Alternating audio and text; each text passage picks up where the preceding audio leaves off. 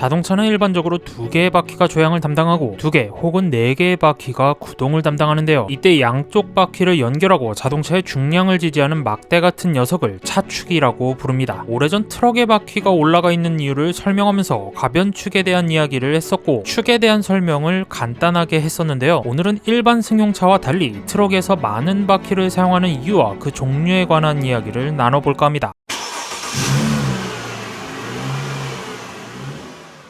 일상생활에서 볼 수 있는 승용, SUV, 스포츠카들은 대부분이 앞바퀴 조향을 가지고 있기에 따로 분류를 하지 않으며 구동축이 어디냐에 따라 전륜, 후륜, 사륜으로 분류하게 되는데요. 간혹 사륜 조향을 가지고 있는 친구들도 있긴 하지만 아직까지 개체수가 많지는 않습니다. 이와 다르게 트럭은 승용차처럼 4개의 바퀴를 가지고 있는 녀석부터 많게는 10개의 바퀴를 가지고 있는 녀석들도 있기 때문에 총 바퀴수와 함께 구동으로 쓰이는 바퀴수, 조향으로 쓰이는 바퀴수를 나눠서 표기하곤 합니다. 예를 들어 국내보다는 유럽에서 자주 쓰이는 6x2/4 트럭은 총 바퀴가 6개이며 4개의 바퀴가 조향을 담당하고 2개는 구동을 담당하는 형식을 가지고 있죠. 트럭이라고 해서 무조건 바퀴가 많은 것은 아니고 운송 목적에 따라 그 바퀴의 개수가 달라집니다. 승용차처럼 2개의 축을 가지고 조향과 구동을 나누는 녀석들도 존재하며 이때 구동축인 후륜 바퀴들은 하중 분산을 위해 타이어가 지면과 닿는 면적이 넓어지도록 복륜을 채용하는 경우가 많죠. 버스의 뒷바퀴가 복륜인 것도 같은 이유입니다. 간단하게 주변에서 쉽게 볼 수 있는 포터나 봉고만 봐도 후륜의 바퀴가 전륜에 비해서 작지만 복륜으로 끼워져 있는 경우를 볼 수 있는데요. 물론 트랙터와는 다르게 뒷바퀴가 작은 이유는 적재함 높이를 낮추기 위함이죠. 복륜을 채용하는 이유는 타이어의 폭을 넓혀 하중 분산과 동시에 구동력을 확보하기 위함입니다. 여담으로 간혹 포터르기니, 봉고르기니라고 불렸던 이유 중 하나는 대부분의 트럭은 스포츠카처럼 후륜 구동을 채택하고 있기 때문이죠. 트럭의 바퀴 수를 하나씩 늘린 이유는 바로 앞에 설명했던 하중 분산과 관련이 있습니다. 일반적인 승용차도 만석을 하는 경우 차가 무거워진 것을 느낄 수 있는데요. 바퀴 4개로 무거워진 무게를 지탱한다는 것은 그만큼 차에 걸리는 부담도 늘어난다는 것을 뜻합니다. 트럭 같은 경우 차체 무게에 배가 되는 짐을 싣기도 하므로 차에 걸리는 부담이 더 크겠죠. 그렇기 때문에 차에 걸리는 부담을 나눠 갖기 위해 바퀴를 추가하게 되는 것입니다. 바퀴를 추가한다는 것은 그만큼 차량의 부담이 적어져 안전성이 높아지지만 그만큼 신경 써야 할 타이어가 하나 늘어나고 주행 저항이 발생해 연비가 떨어지기도 합니다. 그렇게 짐을 싣지 않았을 때는 바퀴를 들어 올릴 수 있도록 가변축으로 설치를 하기도 하죠. 그렇다면 바퀴가 많아지면 모든 바퀴가 역할을 가지게 되는지 궁금하실 텐데요. 대부분의 바퀴는 조향이나 구동 둘 중 하나의 역할을 가지게 됩니다. 요즘 출시하고 있는 대부분의